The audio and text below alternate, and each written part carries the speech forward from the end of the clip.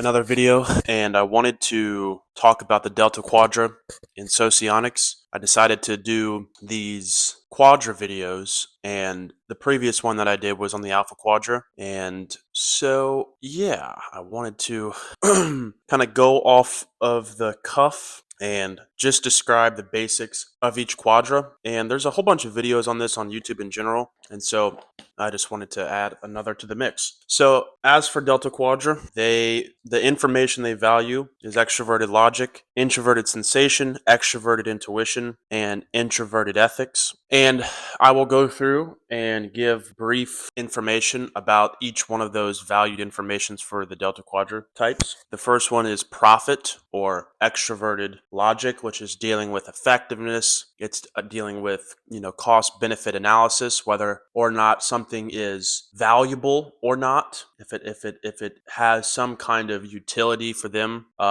It is the process of dynamically accumulating factual information and updating its knowledge base with the end of being more useful wherever they're at. And their usefulness is directly related to their ability to understand how things operate and how they work, and to excel in operating appropriately. The knowledge that they're accumulating has a tangible, practical application. And it is dynamic again, so extroverted logic is always taking in new factual information and learning how things work. It is, concerned with effectiveness and so on and so forth. So an example of this can be learning how, business works in order to run your business more effectively, understanding what goes into business and how to manage resources more effectively, so on and so forth. You're acquiring new and factual information in order to apply that pragmatically and effectively in order to increase your utility and usefulness in whatever endeavor you're trying to excel at. And so another valued information element that they are focusing on is introverted sensation. So it's their particular way of relating to the world of sensory experience, which is a refined perception of their physical internal states and how that's being affected by the outside environment, and adapting to those perceptions, whether they are whether the environment is causing some kind of discordance, maybe discord, I guess you could say, same thing, to their internal harmony, and they are perceiving what is causing this disruption of the flow, the flow of sensation, the flow that's in the present moment, and what's causing that disruption, what's causing that discomfort, and trying to move around that or to alleviate that discomfort. And these types are focusing on, some themes are focusing on, is comfort, peace, tranquility, real-time sense perception. What can I gather about what's happening around me through my five senses? They can sometimes be conflict averse because they are moving around confrontation and moving around something that would cause them physical discomfort, and that can even translate over to psychological discomfort. And so we're kind of building a block, so to speak, of value specifically pertaining to a kind of logic and a kind of sensation that's particular to delta types. That when you block this together, extroverted logic and introverted sensation, then you get a person who is trying to figure out the best approach in real time to maximize efficiency and utility without contending for space or trying to impose your will on the environment. If I understand all the facts of what's happening around me and the natural flow of operations, I should theoretically not have to impose some kind of structure, some kind of static structure into this operation. It should naturally flow from one input and produce the necessary outputs. And that should be one dynamic, continuous, in and out operation without much interference. So TESI stands over and against the approach of TISE. So you have two dynamic elements blocked together, which results in a highly adaptable and dynamic individual, a kind of let's see how this goes mentality. This is what's in front of me. This is how what is in front of me operates. And if I know how it operates, I should be able to do what I need to do to make it optimal, and then step away from it. So that's the first block that we've covered. The second block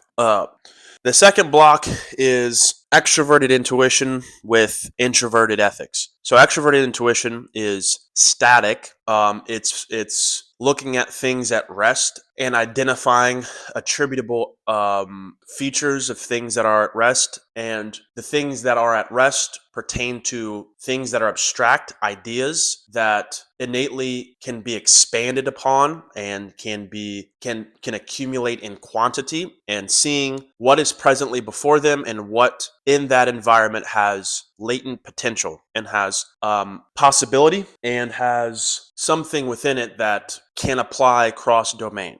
Skill sets can be an example of this, that if someone has a certain skill set, they have certain qualities about them that can be explored and applied in potential environments that would elicit growth in the person and would spark that potential within them. And so obviously extrovert intuition is focusing on possibilities and expanding the range of those possibilities. Pretty straightforward, which in MBTI, extrovert intuition, and Socionics' definition of extrovert intuition is pretty seamless. So, and then we have introverted ethics, which is pertaining to a person's own kind of judgments about character and integrity, and about the status of their relationships and the mechanism of attraction and repulsion, how they can get closer to someone or to get further away from someone that they don't like. And it's a sense of refined judgment about what makes someone who they are. It's not linked with emotions necessarily, what they emotively demonstrate to the public, but rather what their actions declare. And that's kind of a relationship between Fi and Te, like what factual things have they done, and that is the vehicle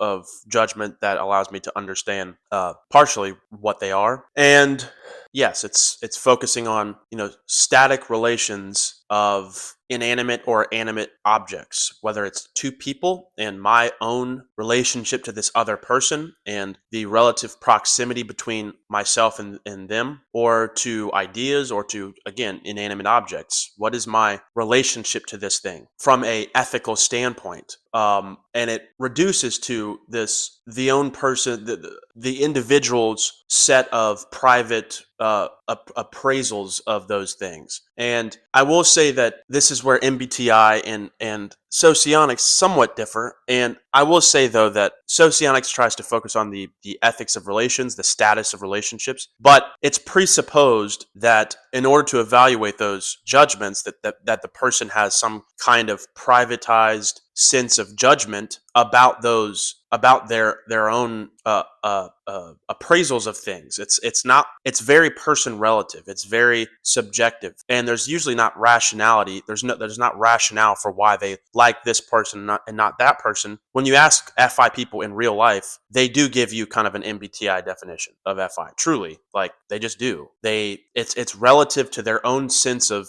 like or dislike, and a lot of times they can't rationalize it, which is just an interesting fact. And so they just have a stronger relationship cognitively to the part of the brain that is assessing threats, and therefore makes judgments upon new information and new people and the kind of thing that's standing in front of them, and their meter of whether or not this person is worthwhile to get to know at a deeper level. And that's also an aspect of Fi. It's the quality of relationships rather than the quantity. The quantity of relationships is just you're around a bunch of people and you're somehow, it's kind of assuming that you have some impact that's probably emotional on your direct environment. That demonstrates a kind of charisma. It's not that you're trying to, this is Fe in a sense, that you're trying to reduce relationships to kinds of people that you want to be around, and being having that introverted process that's trying to focus on refinement and reduction and quality. And that's what FI is focusing on, is the quality of relationships. A lot of them will talk about wanting to have deeper conversations that are intentional. And what they mean by intentional is, does the status of our relationship result in, or not, these psychologically revealing communications with one another? That's how they assess their closeness to someone. And if they're not having those kind of deep conversations, then the further away you get from those kind of conversations, the more superficial the person is that they're engaging with. And those kinds of people they usually don't prefer. Especially, I've noticed with ESIs, I'm kind of adding more to this, but they are eliminating potential interactions with people and prioritizing the people that are already within their circle, which means the people that are in their circle, they're obviously giving more attention to and trying to increase the level of nearness while simultaneously increasing the distance to everyone else outside of that circle. FE, again, just in contrast, isn't doing this. FE is just dynamically engaging with the emotional environment and contributing to that mood. And as a result, sometimes people would say that they can be superficial because they're not necessarily interested in and don't value this kind of ethics of trying to use communication in a transparent way with the end of increasing relational nearness. That's kind of a non-factor to them. And if they are close to someone, they would expect the opposite, that they would emotionally interact with them tangibly in a way that they can feel it, in a way that they can read body language. So FE is mood focused and FI is relational focused, and everything revolves around relationality and relationships. Even the information that they're seeking, there is some kind of attachment on the person who is providing the factual information, whether or not they're a person that if they're a good person in their assessment or not. They're subconsciously evaluating the moral integrity of the person that is disseminating the information. And so this is kind of a trap for them in a certain way, right? It's not the integrity of the information itself, but rather the integrity of the person disseminating it. Whereas for extroverted logical types, it would be the opposite. They kind of have naivety in regards to the integrity of the person and will assess the factual integrity of the information in front of them. And if they are making ethical judgments about people, they start from extroverted logic and then move to introverted ethics. And so a lot of TE leads, I've noticed this, especially gamma TE, like LIEs, are very weary of ideology and the kinds of people that produce ideology. Ideologies are basically narratives that people create that, because they're narrative focused, they're not factual, or they're not seeking to be factual. They're trying to align events in time to such a degree that they produce some kind of archetypal narrative that has symbolic relevance and is more about the themes of life rather than the factual events that occur within reality. And as a result, a TE type will ask for the factual information of what someone's purporting to be true, namely some ideologue. And if they're not providing a factual assessment of the things that they're saying and demonstrate their ideology, then the TE lead, the LIE in this case, would be very weary of that kind of individual, and they're not to be trusted, right? They're just an ideologue who's trying to capture the minds of